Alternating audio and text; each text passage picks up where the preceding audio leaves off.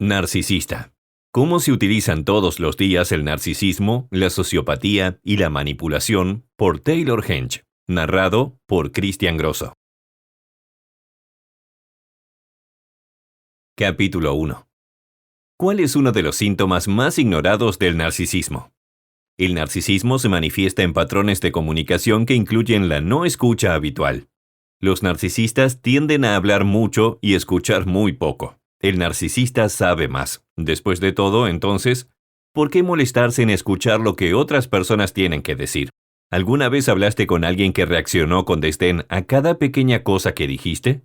Los narcisistas hacen a un lado o desaprueban lo que otros dicen en lugar de escuchar realmente. Un indicio es la palabra pero. Pero borra todo lo que vino antes. Pero una forma mucho mejor de verlo es. Otro indicio es la entonación. Si la respuesta suena inflamada o despectiva, es el sonido de una vacilación para escuchar lo que es válido en lo que acaba de decir. ¿Por qué los terapeutas no escuchan mal para evaluar el narcisismo? La mayoría de los psicólogos trabajan con pacientes individuales en lugar de con parejas. Los individuos narcisistas tienden a escuchar a alguien que consideren que tiene más poder que ellos. Si quienes tienen hábitos narcisistas respetan a sus terapeutas, su escucha puede parecerle bastante normal. Si el terapeuta, por el contrario, viera que ese mismo cliente se conecta con su cónyuge o trabajadores, lo más probable es que los patrones de escucha sean notoriamente diferentes. Desdeñosos, ignorando por completo, disminuyendo el valor del punto que el cónyuge o trabajador acaba de hacer, estar en desacuerdo con él o señalar lo que estaba mal. Hay una razón adicional por la que los terapeutas rara vez tienen en cuenta el patrón narcisista de la escucha desdeñosa. El DSM. El DSM-5, también llamado el Manual Diagnóstico y Estadístico de los Trastornos Mentales, quinto business, toma nota de los factores que los terapeutas tienen para el diagnóstico de problemas psicológicos y molestos patrones de caracteres. Lamentablemente, este manual no menciona las deficiencias auditivas como elemento de diagnóstico del narcisismo.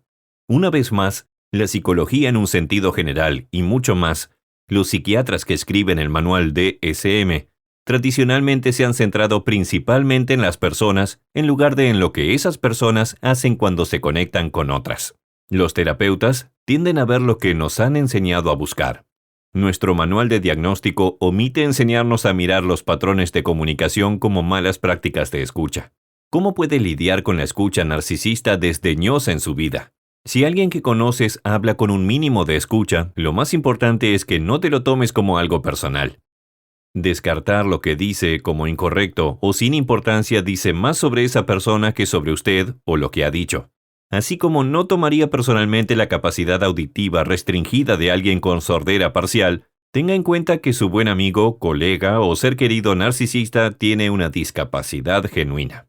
En segundo lugar, al igual que repetiría, tal vez más alto, lo que intentaba decirle a una persona sorda, busque formas de repetir mejor el mensaje que intentaba comunicar. Una fórmula realmente buena para hacer esto es estar de acuerdo de manera extremadamente cooperativa con lo que ha dicho el narcisista y luego volver a agregar su punto anterior. Tú. Las paredes de esta habitación son de un color verde poco común. El narcisista. No, no lo son, son amarillos. Tú. Sí, son de color amarillo, y con mucho verde en el amarillo, más bien como un color lima. Los narcisistas pueden parecer atractivos al principio. Muchas personas narcisistas son guapas, se ganan la vida bien y son divertidas. Algunas mujeres se sienten atraídas por los narcisistas masculinos porque parecen tan efectivos, únicos y confiados. Algunos hombres se sienten atraídos por narcisistas femeninas que son notablemente hermosas o sexualmente atractivas. Solo cuando los narcisistas comienzan a ignorar las preocupaciones de su pareja y descartan lo que dice su pareja, el trastorno de escucha narcisista se convierte en una fuente de angustia. Recuerde, los narcisistas escuchan a las personas que parecen más efectivas o que tienen algo que realmente quieren. Entonces, cuando están cotejando, escuchan muy bien. Si ha elegido a un narcisista como compañero de vida o tiene que lidiar en el trabajo de manera continua con alguien que tiene dificultades para escucharlo, Comience por comprender que los narcisistas son personas discapacitadas. A pesar de su carisma, tienen un auténtico déficit de escucha. Apunta al lado de aumentar tu confianza.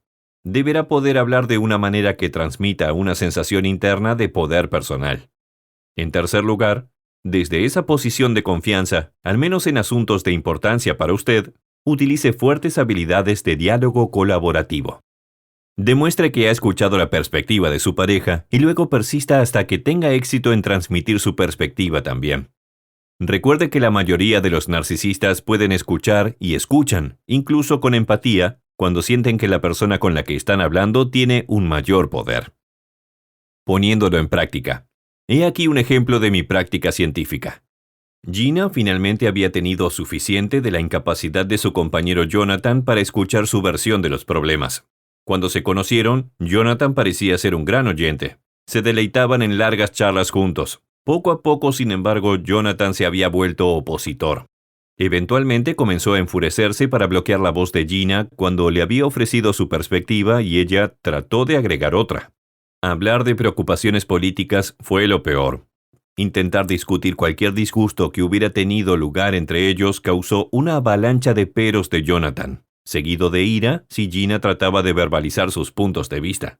Gina sintió un gran alivio una vez que tomó la decisión de dejar de comunicarse con Jonathan cuando él entró en su modo retraído, antipático y significativamente molesto. Ella eligió un momento de paz para aclararle a Jonathan su elección. En cualquier momento, desde este punto en adelante que ella expresaba con tacto su punto de vista, si Jonathan le impedía expresar sus preocupaciones poniéndose desdeñosa o enojada, ella se levantaba silenciosamente y salía de la habitación. Luego lo hizo, varias veces. ¿Quién lo hubiera pensado? Después de algunos paseos, Gina se sorprendió al ver a Jonathan regresar al modo de cortejo. Gina ahora tenía la ventaja. Jonathan no quería que su cónyuge lo abandonara cuando hablaban de cuestiones importantes para él. Con su compañero, ahora el líder de la manada, Jonathan se calmó. Escuchó a Gina como lo había hecho cuando inicialmente habían estado cortejando. Hizo mucho menos negar lo que ella dijo. Terminó con su anterior insistencia de que él siempre tenía razón y ella estaba equivocada. Ahora, Jonathan le mostró a su compañero solo lo mejor de sí mismo. Incluso había comenzado como cuando se conocieron inicialmente, a hacer preguntas para generar sus perspectivas. La palabra pero parecía desaparecer de su vocabulario. Estaba siendo reemplazado por sí. ¿Y qué piensas sobre el resultado? Gina y Jonathan se han vuelto amigos.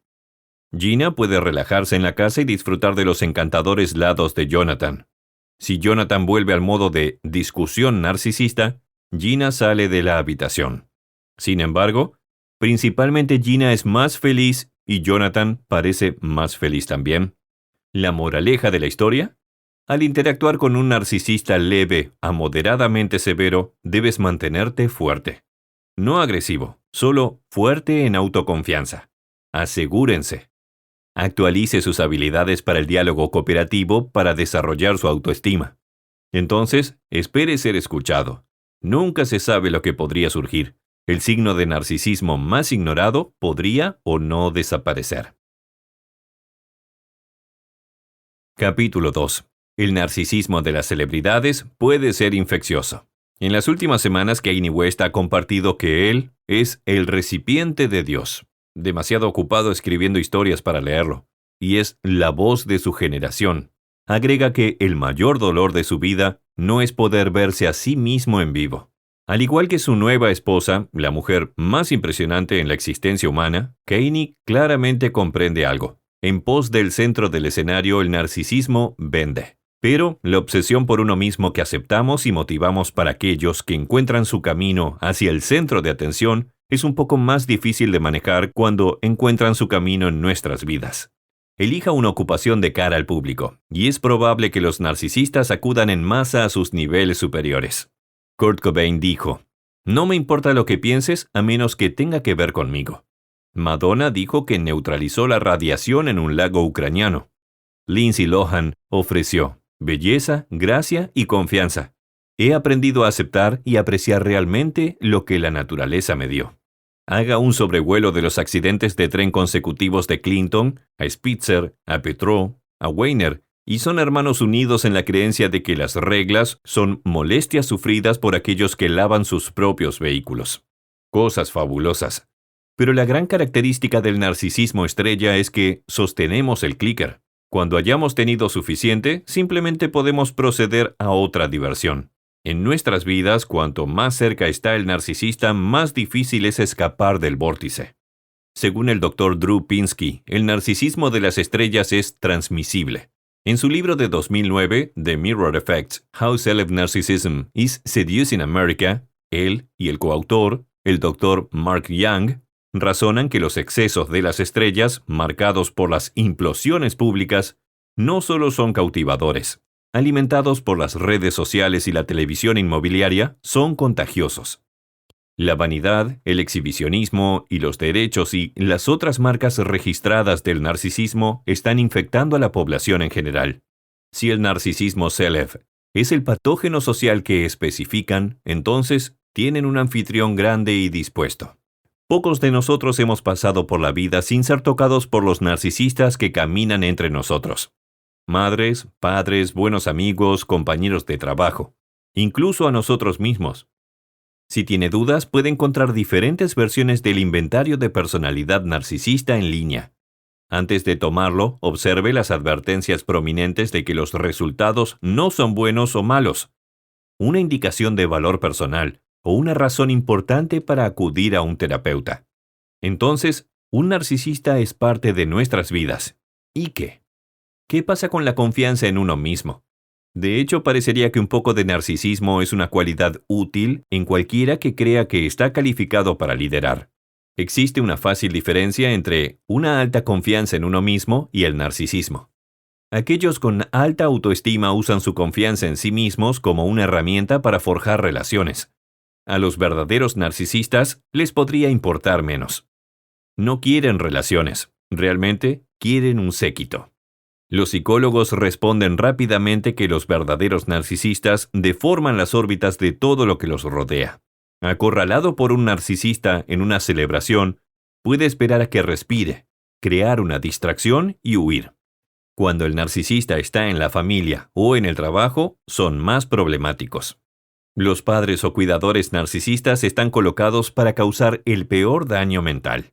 Los niños se arrojan contra las rocas, tratando de complacer a un cuidador que no puede disfrutar de los logros de los demás, ni siquiera de sus hijos. Un buen amigo, un jugador de béisbol en la escuela secundaria, tenía una madre que es el significado de un padre egoísta. En cualquier situación, dijo, si no fuera por ella encontraría la manera de hacerlo por ella. Cuando yo lanzara, y recuerde que no estamos hablando de una futura profesión profesional aquí, ella decía que estaba demasiado ansiosa para mirar. Así que salía al auto, y mi hermano tenía que salir en cada entrada para decirle el puntaje. No importaba si lancé bien. Si ganamos o perdimos, no importaba. Poner una barrera entre ella y el resto de nuestra familia no importaba. Lo que importaba, todo lo que importaba, era que la atención se trasladara del campo a nuestro vehículo. Desde una edad temprana, ese tipo de indiferencia narcisista plantea preguntas. ¿Por qué no soy lo suficientemente bueno? ¿Por qué no soy adorable? ¿Qué se necesita? La triste ironía es que esas preguntas pueden ser la base de un narcisista de próxima generación. Los narcisistas también pueden ser particularmente perjudiciales para el entorno laboral. Las dinámicas son comparables a las de la familia. Serán el centro de atención de la oficina a pesar de los daños causados para llegar. Los narcisistas en el lugar de trabajo pueden ser atractivos, seguros y creativos. Incluso pueden ser inspiradores en el sentido de que los empleados se esfuerzan para lograr el reconocimiento que no llega. Pueden ser tan fácilmente manejando desde el infierno, simples a la ira, desconfiados, separados, controladores, reacios a escuchar ideas que no son las suyas. Pueden ser vampiros psicológicos, alimentándose de la confusión que crean. El narcisismo de las celebridades está bajo nuestro control. Es un entretenimiento que podemos consumir o pasar por alto. En nuestras vidas se necesita conciencia y cambio. Primero, necesitamos comprender cuándo el narcisismo se aleja de la fuerte imagen de uno mismo que puede unir a otros, a una obsesión por uno mismo que relega a los demás a la sección de vítores. Comprende que, para un narcisista, perteneces a un plan y tu valor depende de su capacidad para hacerte desempeñar un papel de apoyo. Como miembro de la familia desarrollé una perspectiva. No haga que su autoestima dependa de su aprobación. Tu fracaso para hacerlos felices no se trata de ti. Lo más probable es que intentarlo con más fuerza no ayude, pero les encantará ver tus intentos. En el trabajo, si tienes que jugar, hazlo bien. Ante cualquier demanda, asegúrese de tener claro que ni el beneficio ni la atención potencial se refieren a usted. Difícil de tragar, tal vez, pero efectivo. Los narcisistas son infamemente propensos a reforzar su propia imagen de elfo. ¿Puede un narcisista cambiar?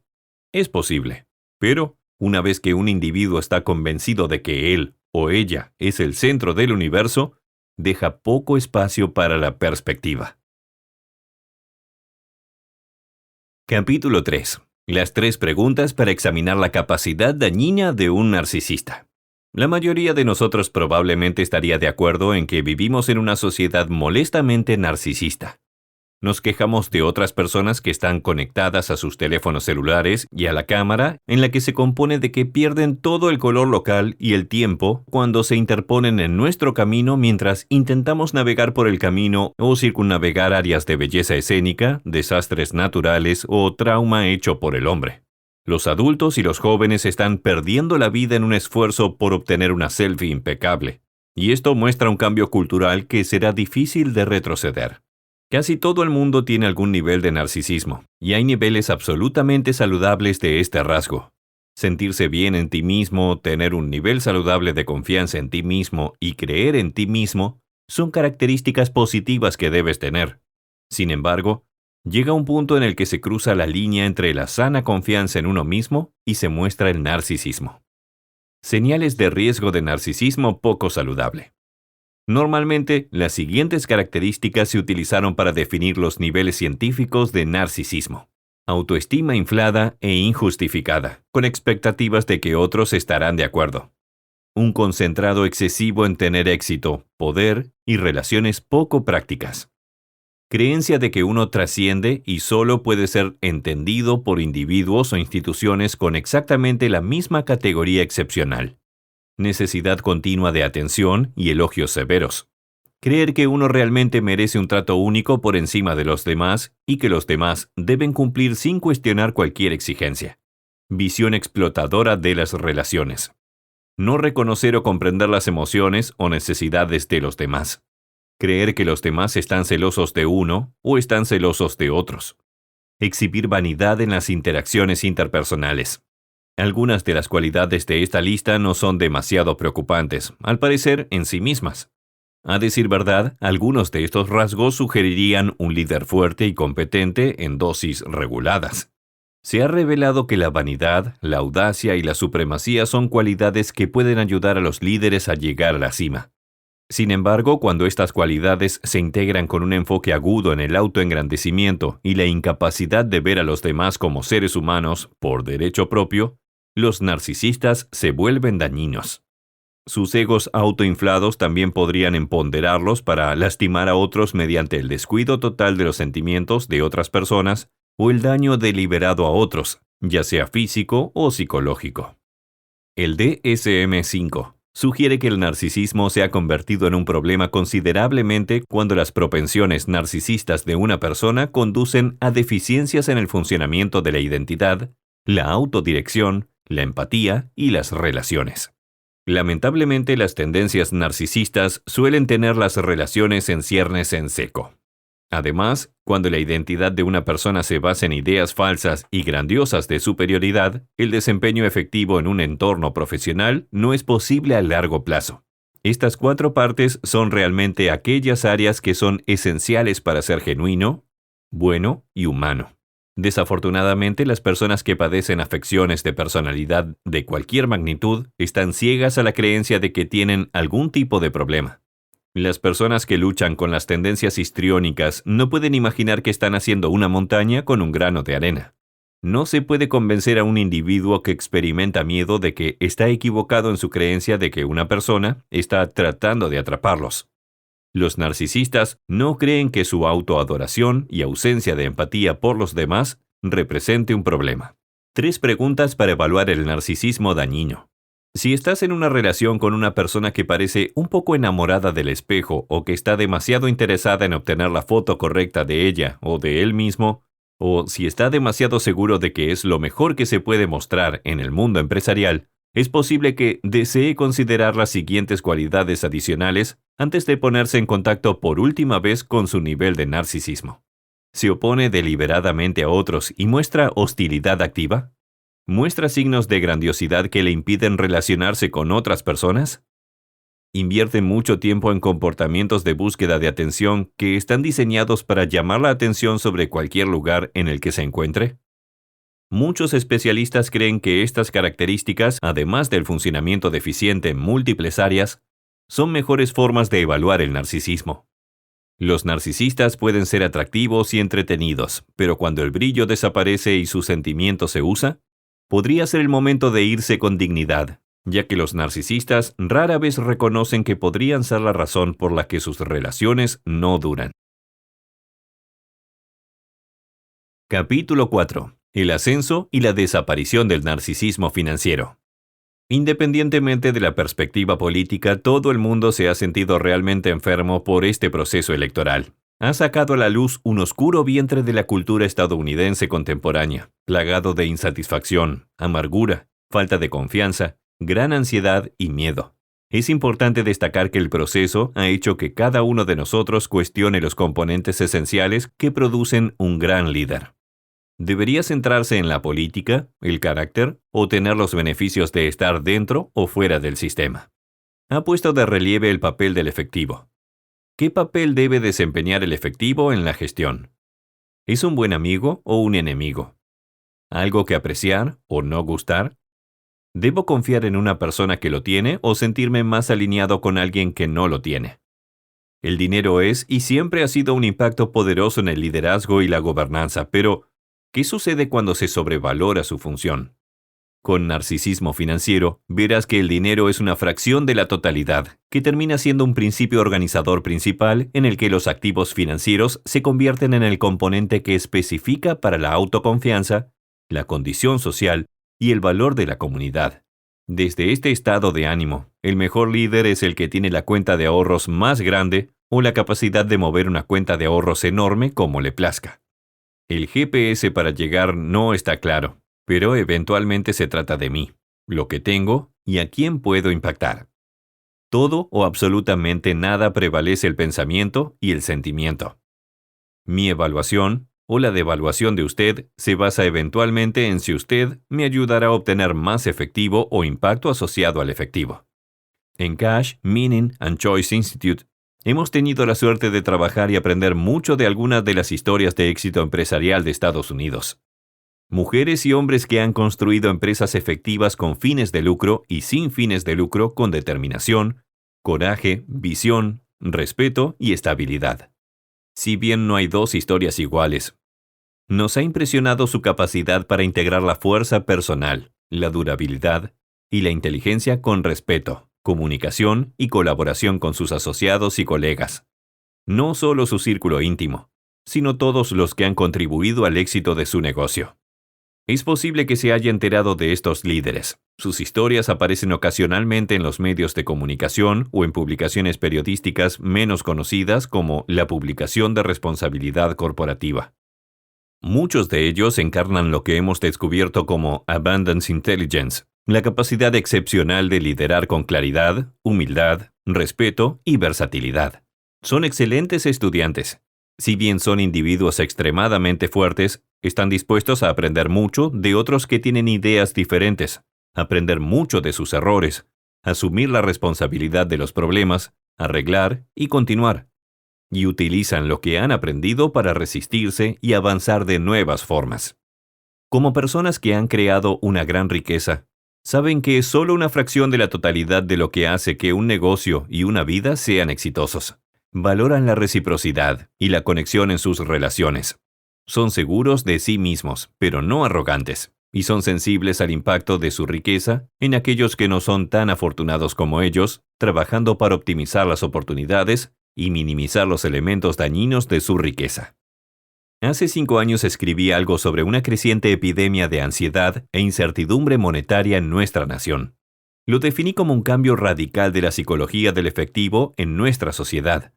Un cambio de la oportunidad, una mentalidad de podemos hacerlo, y un sentido de posibilidad, al pesimismo y contradicción psicológica y financiera. Esa restricción del enfoque socioeconómico da como resultado una restricción paralela de nuestro estado de ánimo, en el pensamiento, la creatividad y el optimismo de un individuo sobre el ahora y el futuro. El crecimiento y la relativa estabilidad de la brecha de riqueza solo contribuyeron a la sensación de impotencia y decepción de mucha gente. Agregando sal a la herida, están todas las historias de riqueza inesperada. Los jóvenes millonarios de la tecnología que parecen manejar el mundo a los 30 años. Son los modelos a seguir para el narcisismo monetario. Lo tienen. ¿Cómo puedo obtenerlo? ¿Por qué no lo tengo yo? ¿Quién se interpone en mi camino? Irónicamente, el trabajo en equipo, la cooperación y la conexión son los secretos del éxito en muchas partes del mundo tecnológico. Como dijo uno de nuestros clientes que pasó de los patios traseros de Roosevelt a un gran éxito financiero, fue su capacidad para construir grandes equipos en los que 1 más 1 es igual 4. El narcisismo, en cualquier forma, es una defensa psicológica contra su opuesto, sentirse inútil e insuficiente. El narcisismo financiero es la psicopatología de aumentar la riqueza como una forma de ofrecer defensa contra un yo interior que está trastornado, vacío y que no está seguro de su verdadero valor. El efectivo es una gran droga a corto plazo. Podemos usarlo como la heroína para reducir la ansiedad y la satisfacción a corto plazo. Y si lo hacemos, nuestro Dios nos llevará a una montaña rusa de narcisismo. Ciclos interminables de grandeza maníaca e impotencia depresiva. Existe una amplia variedad de libros sobre liderazgo que intentan descargar y conceptualizar sus componentes centrales. La mayoría parece estar de acuerdo en que un líder que es efectivo tanto con los trabajos como con las personas tiene una combinación de cualidades clave, como agallas, perspicacia, resiliencia, humildad, estabilidad y competencia. Recuerde, no es uno, sino todos estos elementos interactuando. La humildad en este sentido no es una simple modestia. Es tener la libertad interior y el autocontrol para saber lo que no sabes. Es clave para el aprendizaje, la flexibilidad y la construcción de puentes de asociación. Así que tratemos de encontrar todos estos factores en aquellos que quieren liderarnos, avanzando. Realmente necesitamos líderes que modelen un equilibrio de poder y humildad y que promuevan la psicopatología del narcisismo financiero. Y empodérese. Concédase el regalo de aumentar su inteligencia de abundancia. Haga que sus valores impulsen su dinero, no su efectivo impulse sus valores. Saber que el dinero es una herramienta para vivir sus valores, para ayudar a proveer su sustento, cuidado y satisfacción. Ese es el problema más importante que hemos aprendido de nuestros clientes eficaces. No importa el tamaño de su billetera. Sepa que su autoestima no es igual a su valor monetario. Capítulo 5. ¿Puede el narcisismo ser útil alguna vez? Amarse realmente a uno mismo es el comienzo de una pasión romántica de toda la vida. Escribió Oscar Wilde. Entendido por su ingenio e ironía, ¿estaba Wilde describiendo el amor narcisista o el amor propio real y el narcisismo saludable? Existe una gran diferencia. El uso de Wilde de la palabra romance sugiere lo primero. Eso es crucial para diferenciar las dos ideas. En contraste con el amor auténtico, el amor romántico está filtrado por la ilusión y la idealización. En la fase romántica de las relaciones, las emociones extremas se basan principalmente en el pronóstico y el placer físico. Todo es color de rosa, porque en realidad no conocemos a la otra persona ni vemos sus defectos. En la novela de Wilde sobre el narcisismo, Dorian Gray, Dorian, un narcisista, se enamora de su aparición en un retrato de sí mismo, al igual que el mitológico Narciso amaba su propio reflejo en un charco de agua.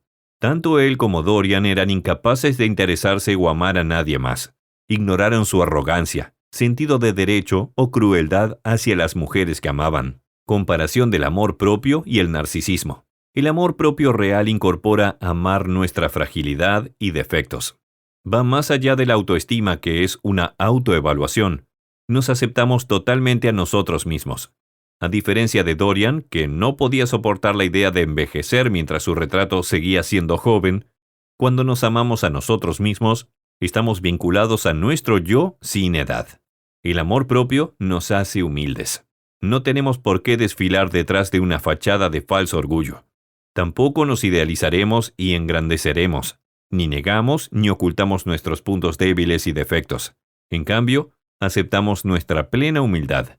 Narcisismo, el trastorno de la personalidad. La arrogancia narcisista oculta el autodesprecio. Los narcisistas no pueden soportar estar equivocados o ser golpeados. Esta es la razón por la que son defensivos e hipersensibles. Aún así, cuando reciben adoración y atención, son felices, mostrando su inmadurez. Como los matones, su vergüenza interior los hace críticos implacablemente con los demás. Pueden servir, pero no tomarlo. Su alarde y grandiosidad revelan inseguridad. Para compensar, solo quieren asociarse con personas e instituciones de alto estatus y tienen desdén por aquellos vistos como inferiores. En el mundo de un narcisista, las cosas son en blanco y negro. De hecho, creen que siempre están prosperando o fracasando y su estado mental fluctúa en consecuencia. No dan lugar a errores ni a la mediocridad, lo que puede enfurecerlos. Por otro lado, la autocompasión nos permite aceptarnos a nosotros mismos y nuestras imperfecciones y sentir lástima por los demás. Narcisismo saludable. Al principio de mi curación soñé que necesitaba ser más narcisista. El problema era que mi punto de vista no era lo suficientemente alto. Freud reconoció una etapa natural y narcisista del desarrollo infantil cuando los niños pequeños sienten que son dueños del mundo. De repente pueden cambiar y querer explotar todo. Las personas con trastorno narcisista de la personalidad se sienten en el desarrollo temprano y no maduran más allá de él. Existen teorías sobre la causa del trastorno narcisista de la personalidad, NPD, que tiene los aspectos negativos del narcisismo como el derecho, las tendencias de explotación y la ausencia de empatía. Freud señaló que una cantidad particular de autoconcentración y autoestima es vital para desarrollar una estructura de ego saludable. El narcisismo saludable nos permite tener la confianza y autoinversión para tener éxito. Debido a su alta autoestima, la investigación muestra que los narcisistas mantienen una sensación de bienestar con bajos niveles de depresión, ansiedad y soledad. Las personas con un egocentrismo insuficiente corren un mayor riesgo de sufrir trastornos psicológicos. Se sienten atraídos por los narcisistas que tienen cualidades como la audacia, la confianza en sí mismos y el poder que ellos mismos carecen. Por el contrario, no tienen fe ni invierten en sí mismos y en cambio ayudan a los demás. Algunos niños ven su orgullo natural aplastado por un padre dominante y crítico. Llevan una vergüenza venenosa. Piensa en el falso orgullo y la vergüenza como extremos opuestos de un espectro. Tampoco es un buen lugar para vivir. Se puede decir que para los narcisistas la vergüenza es inconsciente. Actúan de manera desvergonzada. Para los codependientes y las personas con baja autoestima, el orgullo saludable es inconsciente. La mayoría de las personas pueden admirarlos y felicitarlos, pero no sienten que los merezcan ni confíen en ellos.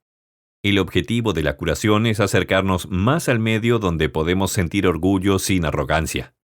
Nuestra mayor autoestima impulsa nuestra vida, nuestra habilidad creativa, nuestra fuerza y nuestro estado de ánimo. Obtenemos una sana confianza en nosotros mismos y aspiraciones que alimentan nuestra autoeficacia y capacidad para lograr nuestros objetivos. Con una alta confianza en nosotros mismos, esperamos tener éxito y es probable que lo hagamos. Y también podemos soportar la frustración y los fracasos. No somos protectores y podemos recibir comentarios. Solicitamos y perseguimos lo que realmente queremos. Nuestra autoestima nos permite desafiar el abuso o la falta de respeto. Al sentirnos merecedores, no nos lo pensamos dos veces para decir que no y poner límites. Sin embargo, tenemos empatía y consideración por los demás. A pesar de que buscamos satisfacer nuestros deseos y necesidades, no manipulamos, controlamos, buscamos venganza, envidia ni hacemos uso de las personas. Recuperación. La curación es un viaje de amor propio. Sin embargo, las personas que persiguen el crecimiento personal a veces se identifican como narcisistas porque se enfocan en sí mismas como parte de su recuperación. Normalmente deben aprender a pensar más en sí mismos, aumentar su autoestima y establecer límites que demuestren el cuidado de sí mismos. Otros pueden considerarlos egocéntricos y demasiado egoístas. Aún así, esto es muy diferente al narcisismo. Los narcisistas hacen lo contrario. No se miran a sí mismos, no asumen alguna responsabilidad ni sienten la necesidad de mejorar. Y haciendo esto, o buscar ayuda, sería una admisión de imperfección, que tienen defectos. En cambio, culpan a los demás. Capítulo 6. Una solución rápida para el narcisismo y la depresión potencial. La clave para desarrollar y gratificar las relaciones es utilizar lo que yo llamo escucha bilateral, es decir, escucha de dos caras. La capacidad de escuchar su propia perspectiva junto con la capacidad de escuchar y responder a las señales de los demás en el funcionamiento de la relación de más alto nivel. La buena noticia, la escucha bilateral es una habilidad, una práctica que puede decidir aprender. La mala noticia es que cada vez que te deslizas demasiado hacia uno u otro lado del continuo de escucha, corres el riesgo de caer en el narcisismo. Realmente se trata de mí. O en la depresión. Realmente se trata de ti. ¿Qué es el narcisismo? El núcleo del funcionamiento narcisista es prestar atención solo a sus propios deseos, problemas, miedos, puntos de vista y preferencias. Si estos pensamientos ahogan las voces de otras personas con las que está hablando, se dirige hacia el camino del narcisismo. Del mismo modo, si eres susceptible de ver tus perspectivas e ideas como correctas y las de los demás como incorrectas, aquí vamos con el narcisismo. La mayoría de las personas que escuchan de forma narcisista unilateral pueden escuchar la perspectiva de los demás cuando se sienten relajados. También tienden a escuchar mejor cuando la persona con la que se comunican tiene más poder del que creen. Es principalmente cuando hay desacuerdos que endurecen y cierran los oídos, o cuando se consideran más efectivos que la persona con la que están hablando. Las personas egocéntricas que escuchan principalmente su propia voz tienden a olvidar que la otra persona está ahí. No prestar suficiente atención a la pareja de alguien invita a desenamorarse. La escucha narcisista también conduce a la confusión. ¿Por qué mi pareja, de quien espero obtener amor e incluso adoración, a menudo se vuelve retraída, irritada y deprimida? Para aquellos que abandonan demasiado rápido esperando que sus pensamientos sean tomados en serio, las interacciones narcisistas, depresivas, estimulan sentimientos negativos. Irritación, amargura, decepción, ira, y como reacción a problemas esenciales, depresión, se desarrollan cuando una persona no se siente escuchada. Entonces, ¿cuál es la reparación rápida para aliviar tanto el narcisismo como la depresión? Llueve tú mismo para escuchar a ambos lados. Eso es, si tiende al lado centrado en mí del continuo de escucha, después de haber expresado su punto de vista, preocupaciones o preferencias sobre lo que usted mismo piensa o desea, ¿qué es lo que realmente necesita para hacer a continuación? Pregúntele al otro qué piensa sobre el tema. Escuche su reacción con su buen oído, el oído que escucha lo que tiene mucho sentido de lo que escucha. Si se oye a sí mismo diciendo, pero, o alguna variación de, eso no es así, deténgase brevemente. Escuche de nuevo, esta vez con lo que pueda estar de acuerdo en lugar de lo que está mal con lo que dice su pareja. Luego intente encontrar una manera de responder tanto a sus preocupaciones como a las de ellos. Si tiende hacia el lado centrado en el otro del continuo de escucha, después de que su pareja haya expresado un punto de vista, problemas o preferencias, ¿qué necesita para entrenarse para hacer a continuación? Pregúntese cuáles son sus propias ideas sobre el tema. Escúchate a ti mismo con tu buen oído. El oído que escucha lo que tiene sentido para ti sobre lo que escuchas. Si te oyes a ti mismo diciendo, pero, haz una pausa y escucha de nuevo. Exprese en voz alta, con tacto y sin embargo con confianza lo que ha escuchado decir a su voz interior. Si su pareja tiene dificultad para escuchar lo que le ha dicho, dígalo nuevamente. Lo siento. Quizás no lo dije claramente. Esto es lo que quiero aclararle. Continúe así hasta que haya permitido que su pareja tenga éxito en la recopilación de la información que está compartiendo. Luego trate de encontrar una manera de responder tanto a sus problemas como a los de su pareja. Practica mucho. La habilidad de escuchar bilateralmente puede requerir un esfuerzo sustancial, más ensayo y error continuos para desarrollarse. Capítulo 7. El papel del narcisismo en nuestra polarización política. Se confabula, hace trampa en el golf, se oculta. El problema adopta diferentes formas, pero los pasos son los mismos. Los oponentes se concentran en forma de derrotar e incluso avergonzar a la persona que consideran que menosprecia y avergüenza a los demás. Como confesó un amigo mío, quieren derribarlo. La ciudadanía de hoy vive bajo el hechizo del narcisismo destructivo, endémico en la era de Trump. Estamos tan concentrados en el carácter de Trump y en la preservación o destrucción de esa personalidad que estamos perdiendo nuestra visión de los problemas reales que necesitan atención y las personas reales detrás de las posiciones. El narcisismo existe en un continuo y un poco es necesario para una autodefensa saludable. Sin embargo, en el extremo, sus síntomas nocivos tienen una forma de dispersarse. Aunque deseamos ver el narcisismo como un acto en solitario, funciona más como un baile, preservando el poder a través de ciclos de retroalimentación. Cuando reaccionamos a las manifestaciones narcisistas, ya sea la afirmación pomposa o el obstáculo provocador, hacemos exactamente eso, reaccionar. Actuamos exactamente lo que nos oponemos, manteniendo el enfoque en los egos involucrados en lugar de los problemas complejos que necesitan atención. Esos círculos viciosos ocurren en las relaciones íntimas familiares y de oficina, así como en el escenario del país. El narcisismo colectivo enfrenta a los grupos entre sí de manera similar, pero está específicamente empoderado por sentimientos de vulnerabilidad y pensamiento de conspiración. Un grupo amenazado reacciona con justa indignación y agresividad, desencadenando exactamente las mismas respuestas en su oposición, encajándose cada vez más entre los grupos hasta que la autoconservación termina siendo el único objetivo. Incluso antes de las elecciones de 2016, un estudio titulado Miedo y asco a través de las líneas de celebración expuso que la animosidad inconsciente hacia los partidos opuestos eran aún más poderosa y más automática que la hostilidad implícita basada en la polarización racial entre blancos y negros, y que la discriminación basada en la asociación partidista superó la discriminación basada en la raza. Otro estudio encontró que el narcisismo colectivo pronosticó un impulso en el pensamiento conspirativo en el transcurso de las elecciones presidenciales de 2016. Esa tendencia se aplicó a liberales y conservadores. Comprender las relaciones entre las formas nocivas del narcisismo y la polarización puede ayudarnos a encontrar una salida al círculo vicioso.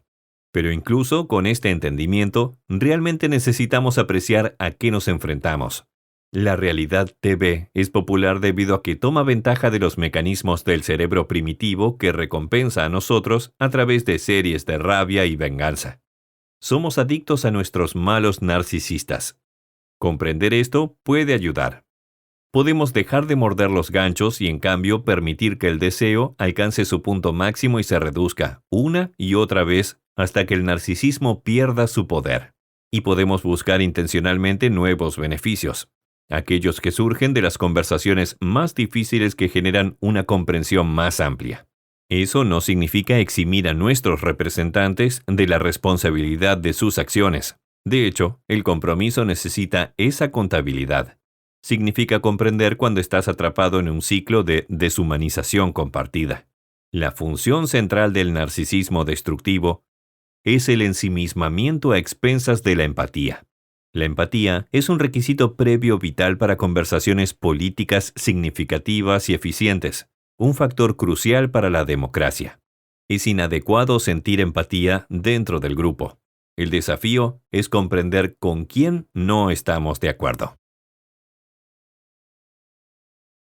Capítulo 8. ¿Es narcisismo o sociopatía?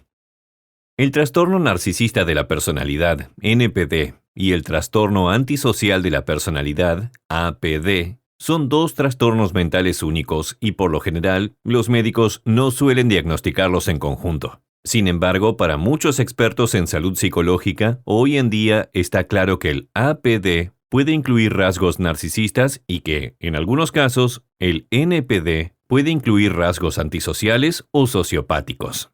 Con frecuencia estos individuos pueden describirse en el diagnóstico como personas que padecen un trastorno de personalidad antisocial con cualidades narcisistas o un trastorno de personalidad narcisista con rasgos antisociales.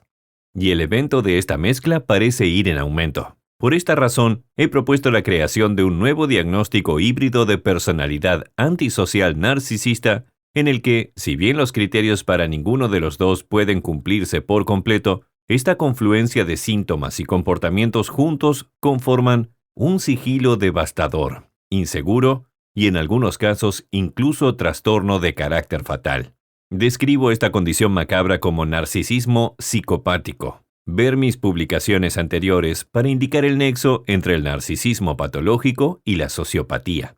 Sin embargo, ¿cuál es la verdadera naturaleza y etimología de este traicionero cruce entre NPD y APD? Para empezar, haríamos bien en recordar que el trastorno narcisista de la personalidad, como cualquier otro trastorno mental o psicopatología particular, debe por definición ser a. Desviarse estadísticamente del estándar y b. Estar relacionado con angustia, deterioro o trastorno médicamente sustancial, discapacidad o con un riesgo significativo de efectos negativos para sí mismo y o para los demás. A diferencia de otras enfermedades mentales, incluida la depresión o la ansiedad, por ejemplo, los trastornos de carácter como el NPD o trastorno de personalidad antisocial están menos definidos por el sufrimiento subjetivo distónico del ego que por el sufrimiento infligido a otros, en forma de crueldad, abuso verbal, manipulación, engaño y, en casos más extremos, violencia física. En mi experiencia médica, el narcisista automáticamente lucha con sus heridas de juventud y eventualmente con los resultados negativos en las relaciones sociales engendrados por sus defensas narcisistas. Es comúnmente solo en ese punto crucial que el narcisista patológico es más que probablemente busque tratamiento. Dicho esto, el hecho es que el narcisismo es un aspecto endémico y prevalente de la vida contemporánea, y existe en diversos grados en todos y cada uno de nosotros. Todos realmente necesitamos algún paso de narcisismo saludable para seguir adelante en el mundo que pertenece a la autoconfianza, el sentido de importancia, etc. Y la mayoría de nosotros también sufrimos en algún nivel de algún grado de narcisismo patológico o neurótico. Por ejemplo, gran parte de la ira destructiva, la rabia y la violencia, el descontento entre los sexos y la hipersensibilidad a todas y cada una de las incorrecciones políticas percibidas que acosan a la psique estadounidense compartida, surge del narcisismo patológico. Vivimos cada vez más, como dijo el sociólogo Christopher Lasch hace 4 décadas, en una cultura del narcisismo, en la que el narcisismo es idealizado, adorado, imitado y recompensado, ya sea en el mundo de los negocios, la industria del entretenimiento o la arena política. Debido a que esta y otras razones, una de las cuales es una creciente tendencia narcisista en la crianza de los hijos, desafortunadamente, el narcisismo se ha normalizado significativamente en la cultura estadounidense en las últimas décadas. Los hijos de padres o cuidadores narcisistas son propensos a terminar siendo ellos mismos narcisistas, no necesariamente como resultado de una predisposición genética adquirida, aunque esto podría desempeñar algún papel, sino principalmente debido al estilo de crianza narcisista. El psicoanalista Heinz Kohut, que personalizó y amplió las ideas originales de Freud sobre el narcisismo, sugiere que el narcisismo patológico es una detención o distorsión del desarrollo preedípico regular a través del cual el narcisismo principal natural, saludable, primitivo o principal del infante se maneja de manera deficiente o sin enfático reflejado por los principales cuidadores. En la mayoría de los casos, los padres o cuidadores, pero en particular, la madre. Esa llamada herida narcisista o decepción conduce a la perseverancia inestable del narcisismo infantil inestable en la infancia, la adolescencia y la edad adulta. Por lo tanto, el narcisismo en los adultos puede representar un tipo de narcisismo saludable, ya sea que nunca haya permitido una expresión o satisfacción adecuadas durante la niñez, o que se haya consentido en exceso, moderado y mezclado de manera insuficiente, y por esta razón nunca superado. Es en ese sentido que el comportamiento habitualmente petulante de la persona patológicamente narcisista se asemeja a la de un niño o niña arruinado o decaído que insiste en hacer todo a su manera, incluso si eso significa intimidar, mentir y hacer trampa para conseguirlo, o al profundo temor de ser herido, rechazado o abandonado nuevamente. De hecho, el fatal ensimismamiento del niño mítico Narciso, de quien se obtuvo el término médico narcisismo, se crea para defenderse del rechazo potencial mediante el rechazo hostil o agresivo de los demás. Tal narcisismo neurótico puede manifestarse de una manera algo diferente en mujeres y hombres. Es casi irreal hablar de manera significativa sobre el narcisismo patológico sin reconocer y discutir su estrecha conexión con la lucha consciente o inconsciente por el poder. Todos buscamos algún sentido de poder y control en la vida, pero el carácter narcisista es consumido, poseído e impulsado por esta necesidad extrema. Como se ve tan comúnmente en APD, las personas que sufren, o más apropiadamente hacen sufrir a otros de NPD, intentan afirmar poder sobre los demás, aunque de formas algo más sutiles. Sin embargo, este impulso de poder puede ser bastante compulsivo e implacable, inspirado por una necesidad insaciable de deshacerse de las emociones profundas de impotencia que generalmente provienen de la infancia. Esta búsqueda patológica del poder se puede expresar en un amplio espectro de comportamientos, desde burlarse cruelmente o intimidar a un hermano más joven, hacer infligir sufrimiento físico a plagas o mascotas de la familia, al secuestro, tortura, abuso sexual y en algunos casos, asesinatos horribles de víctimas inocentes por psicópatas.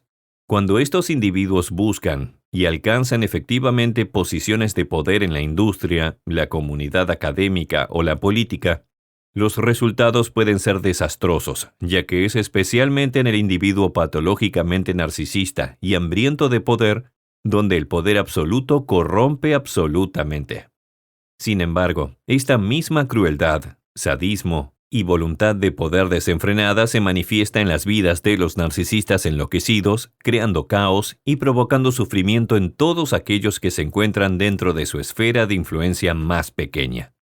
Probablemente la mayoría de las personas que intentan liderar a otros y participar en el poder y el estatus de hacerlo, al igual que los líderes de las sectas, los directores ejecutivos y los líderes políticos, están al menos en parte inspirados a mundo inconsciente por su inmensa necesidad de los llamados suministros narcisistas. Por atención, por administración, por amor, por respeto. Todos realmente necesitamos algo de esto. Pero para el narcisista, esta necesidad implacable y el impulso de complacerla es interminable, insaciable y constante. Él o ella nunca puede tener suficiente, y es por eso que siempre busca más cumplidos, publicidad, adoración, poder y reconocimiento.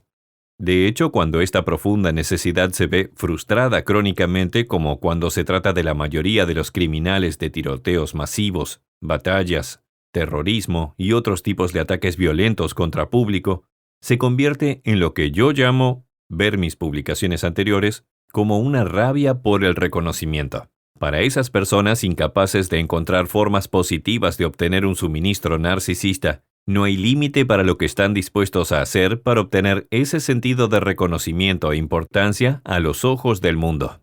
Incapaces de satisfacer con éxito sus aberrantes necesidades de manera constructiva, siendo populares, eligen el objetivo fácil pero satisfactorio de la infancia. Identificar a líderes políticos ampliamente conocidos como Adolf Hitler o Joseph Stalin, ver mi publicación anterior, celebridades como O.J. Simpson, líderes de culto como Jim Jones o David Koresh, o infractores de la ley infames como Charles Manson, desde cierta distancia es un asunto difícil y dudoso, incluso para profesionales.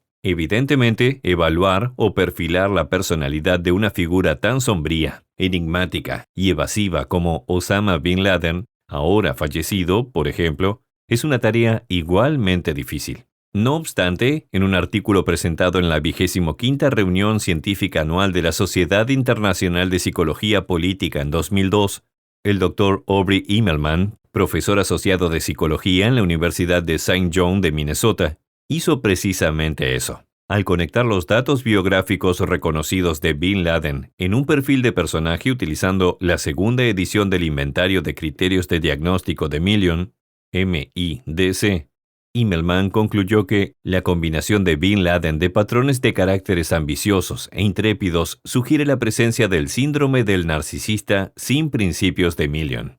El complejo de carácter compuesto integra el arrogante sentido de autoestima del narcisista, la indiferencia explotadora por el bienestar de los demás y la grandiosa expectativa de reconocimiento único con el autoengrandecimiento del personaje antisocial, la conciencia social deficiente y el desprecio por los derechos de los demás. En otro lugar, Immelman detectó a Osama Bin Laden, al igual que el psiquiatra Dr. Gerald Post, el popular perfilador político de la CIA, un narcisista mortal, un término basado en la concepción del psicólogo Otto Kernberg, 1992, del narcisismo mortal. Los elementos centrales de que son narcisismo patológico, rasgos antisociales, rasgos paranoicos y hostilidad destructiva. ¿En qué momento entonces el narcisismo patológico se vuelve no solo mortal sino sociópata? Por definición, la sociopatía o el trastorno antisocial de la personalidad es un patrón pronunciado y prevalente de negligencia e infracción deliberada de los derechos de los demás que ocurre de manera rutinaria desde al menos los 15 años. DM5. Además, los requisitos de diagnósticos actuales incluyen el incumplimiento de los estándares sociales con respecto a los comportamientos legales, como lo sugiere la realización repetida de actos que son premisas para el arresto. Engaño, descuido por la seguridad de uno mismo o de los demás, y quizás la mayoría reveladora, falta de remordimiento como lo indica ser indiferente o justificar haber lastimado, maltratado o robado a otro. Falta un agudo sentido de la conciencia. Además, como se indica en el Manual de Diagnóstico de la Asociación Estadounidense de Psiquiatría, el sociópata o psicópata puede ser desarmadoramente encantador, excesivamente obstinado, seguro de sí mismo o arrogante. A menudo hay una historia marcada de irritación, ira, contumacia y agresividad verbal o física. En niños y adolescentes este patrón problemático de conducta se puede evidenciar claramente en el trastorno de conducta, cuya presencia es requisito para el diagnóstico de TPA después de los 18 años. Siempre que observemos algún patrón crónico de conductas ilegales o destructivas integrado con falta de arrepentimiento y afecto apropiado, es probable que estemos presenciando al menos lo que los expertos llamamos rasgos antisociales. El trastorno de personalidad antisocial, también descrito como sociopatía, psicopatía o dispersonalidad social, normalmente implica desde la juventud una ira, rabia y resentimiento persistentes y patológicos hacia los demás. Como he sugerido en otra parte, ver publicación anterior, el trastorno de personalidad antisocial es, en esencia, un trastorno de ira. La sociopatía se centra en una enemistad profundamente arraigada hacia la familia, la cultura, el mundo, el destino, Dios, la realidad y, sin duda, hacia la vida misma. Sin embargo, la dispersonalidad social es altamente competente en enmascarar este subyacente y sobre todo inconsciente animosidad y odio. Son actores magistrales que han perfeccionado y practicado sus habilidades desde la temprana edad. Al igual que el trastorno narcisista de la personalidad, han aprendido a ocultar su verdadero yo profundamente herido detrás de lo que Winnicott llamó un yo incorrecto.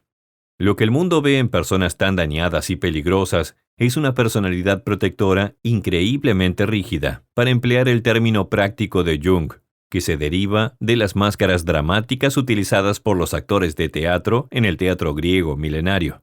Un yo incorrecto cuidadosamente construido y diligentemente preservado, detrás del cual se esconde el verdadero yo popular, herido y deprimido.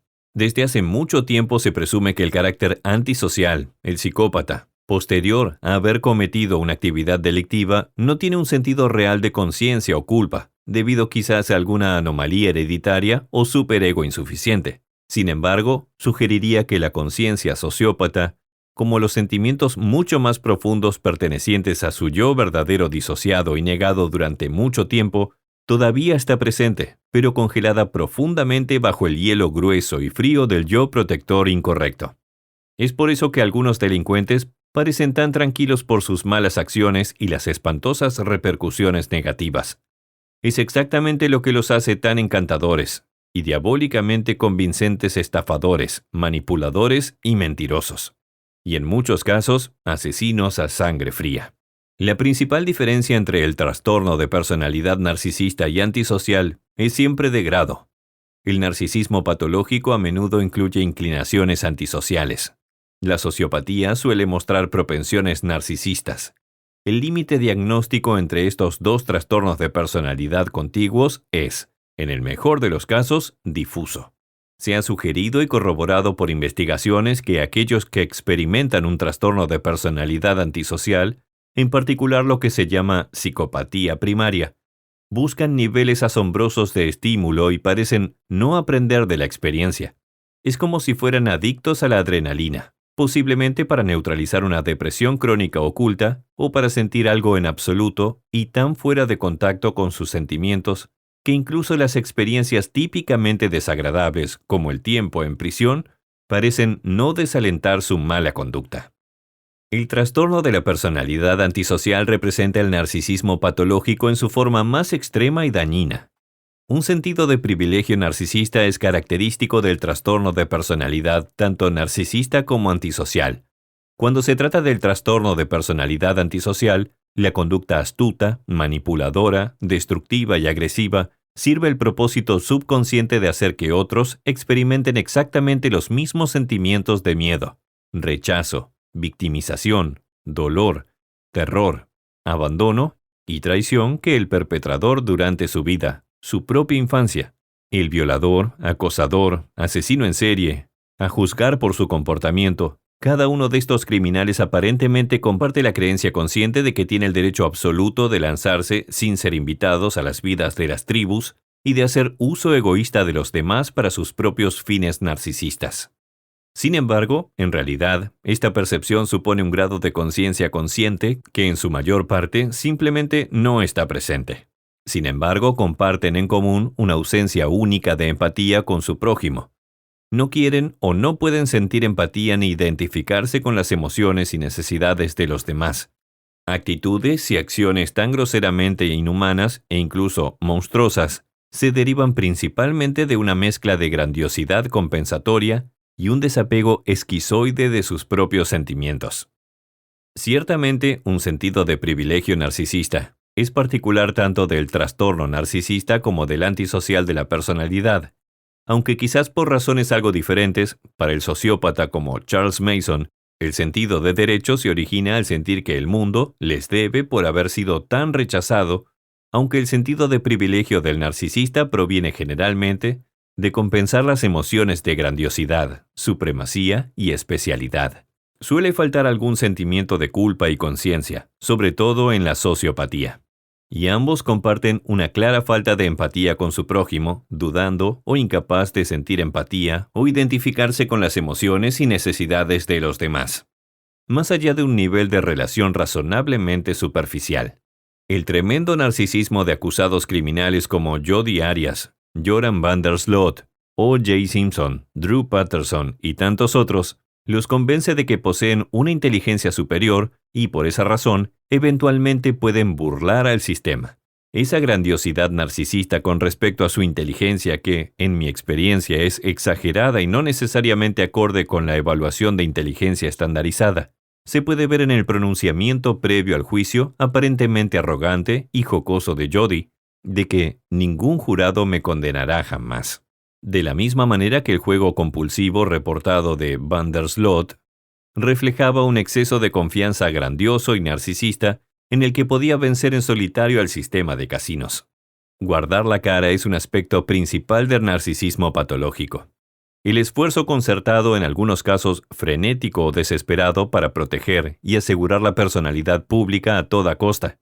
Como observó C.G. Jung, todos necesitamos una persona, pero los problemas ocurren cuando terminamos siendo sobreidentificados con nuestra personalidad, cuando se vuelve demasiado unilateral, desequilibrada y rígida. En el narcisismo patológico, esto es específicamente lo que ha sucedido. La persona, que necesita no solo con lo que intentamos predecir extremadamente al mundo, sino mucho más esencialmente con cómo deseamos vernos a nosotros mismos, se ha convertido en un yo incorrecto superficial, uno que oculta y compensa lo que Jung llamó la sombra. Ver mi publicación anterior. Todos tenemos una sombra, un lado oscuro e inconsciente que incluye esas partes negativas, o a veces incluso positivas reprimidas de nuestra personalidad que rechazamos y consideramos social o moralmente indeseables, negligentes, malvados o peligrosos. La sexualidad, la agresión, las emociones de incapacidad, la vulnerabilidad, el amor, el narcisismo sano y el deseo de poder, por ejemplo. En el narcisismo patológico, esta gran persona compensa las emociones reprimidas de inferioridad, vulnerabilidad, debilidad, pequeñez, necesidad, y debe mantenerse y resistirse intensamente a todos los desafíos. Tal salvaguarda compulsiva de la cara comúnmente toma la forma de exageración, ofuscación, manipulación o análisis cauteloso de la verdad, mentir, fabricar, prevaricar, o mentir abiertamente cuando la persona narcisista de alguna manera se ve amenazada desde afuera o desde adentro. A veces una fabricación tan elaborada, una mentira y un autoengaño pueden volverse casi delirantes y debido a esto, porcentajes semipsicóticos con el individuo absolutamente convencido de la exactitud y realidad de su falsificación interesada. Vea mi publicación anterior. En aquellas personas cuyo narcisismo patológico o demente severo finalmente conduce a participar en un comportamiento inmoral, poco ético, inapropiado o criminal, la mentira termina siendo al menos tanto para evitar la presunción de la responsabilidad y evitar repercusiones legales o negativas por sus malas acciones, considerándose más inteligentes que o por encima de la ley. En el narcisismo demente, el narcisismo patológico cruza la línea hacia el comportamiento antisocial o la sociopatía. La paranoia es otro componente básico común, tanto del narcisismo como de la sociopatía, aunque no se considera un criterio de diagnóstico necesario. Sin embargo, el individuo que sufre de narcisismo enloquecido se siente, en algunos casos, debido a un trauma infantil generalizado, aprovechado por la civilización y la autoridad, y se lanza locamente contra el mundo que todavía cree que me persigue. Aunque ese miedo subyacente pueda ser útil y no siempre es delirante y por lo tanto técnicamente psicótico, como cuando se trata de trastorno delirante o esquizofrenia paranoide, puede convertirse en una parte prevalente, integrada, rígida y crónica de la personalidad, a veces de extrema gravedad. Tensión, en algunos casos, alcanzando proporciones psicóticas. Un engaño paranoico es, por definición, un signo psicótico, una convicción fija, incorrecta y lógica que no concuerda con la realidad consensuada objetiva, pero que, no obstante, se aferra con vehemencia. Es la forma suprema de autoengaño y en algunos casos puede ser adoptado por quienes están muy cerca y subordinados al individuo paranoico en una especie de psicosis colectiva. Desde una perspectiva diagnóstica y evaluativa, la pregunta crucial que debemos hacernos, ¿es patológico el narcisismo de alguien? Y, de ser así, ¿en qué medida? ¿Se desplaza hacia el mundo del sociópata? ¿O posiblemente incluso el psicótico? Su vulnerabilidad narcisista, hipersensibilidad y la ira narcisista reactiva resultante tienden a llevar al individuo a un discurso o actos erróneos, autodestructivos, vengativos, mezquinos y de represalia, o sufrir y obligar a otros a sufrir por una falta fundamental de empatía, falta de voluntad o incapacidad para reconocer o relacionarse con las emociones o la realidad de los demás. ¿Es ella o él excesivamente engreído, grandioso, autoindulgente o explotador interpersonalmente, aprovechándose de los demás para lograr sus propios deseos egocéntricos? potencialmente obstaculiza su capacidad de juicio y toma de decisiones maduros, mesurados y racionales, bajo tensión o en reacción a la justificación leve, insulto o daño psicológico, el individuo seguirá siendo un adulto razonable y racional o será temporalmente tomado o poseído por un niño o niña narcisistamente herido, frustrado, petulante, ilógico. Estallar impulsivamente contra el criminal percibido en un ataque de retribución primitiva, cruel y furiosa. Esta respuesta fundamentalmente humana, pero en NPD altamente exagerada, representa quizás la mayor amenaza. Grandiosidad narcisista, impulsividad, emociones de privilegio, ausencia de empatía, conciencia inadecuada, combinados con la susceptibilidad hacia la rabia narcisista en respuesta a insultos o amenazas percibidos, y una necesidad implacable de venganza o represalia que causa una cosmovisión paranoica. Aquí es donde el narcisismo patológico puede conducir insidiosamente a la sociopatía. El narcisista enloquecido crea y mantiene su propia variación de la realidad, o Weltanschauung, vista y traducida a través de la lente deformada y distorsionada del egocentrismo patológico y el autoengaño. Ciertamente todos participamos en algún grado de autoengaño.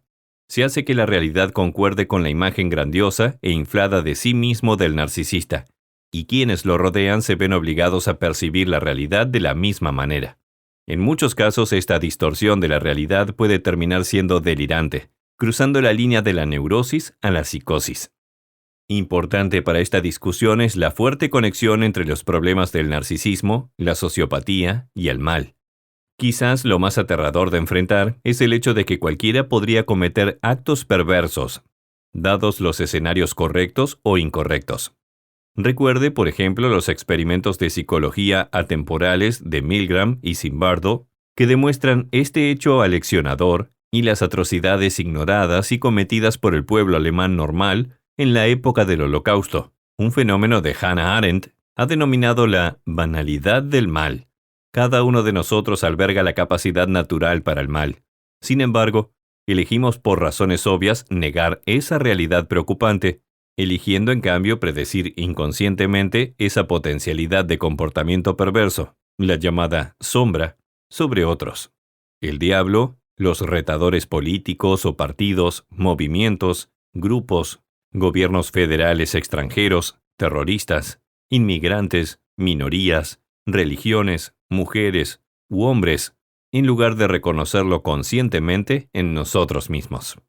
Para algunos, una personalidad ética, espiritual elegida conscientemente puede servir para enmascarar un lado oscuro inconsciente e inseguro, capaz de expresarse destructivamente en diferentes formas, como indiscreciones sexuales o trucos políticos sucios que deben ser encubiertos y negados cuando se descubren, o mucho peor.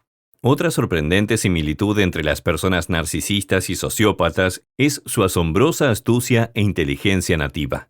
La capacidad de engañar y controlar a otros hacia los propios fines egoístas es uno de los sellos distintivos de la sociopatía y una expresión del profundo narcisismo patológico que subyace a ella.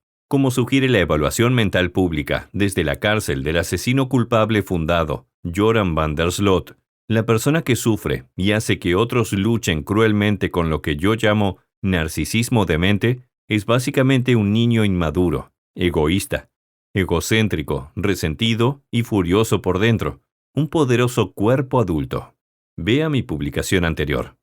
Están molestos con sus padres o cuidadores, enojados con la autoridad, enojados con Dios, molestos con la vida. Han sido lastimados, abusados, heridos emocionalmente, negados, consentidos en exceso, mimados, abandonados o descuidados de varias maneras, algunas de manera grosera y otras mucho más discretas, y todavía se oponen amargamente a la vida y a otras. Frente a la sociedad, contra la autoridad, al igual que el personaje del Joker interpretado por Heath Ledger en The Dark Knight 2008, los sociópatas plantean semillas de confusión y dejan destrucción a su paso.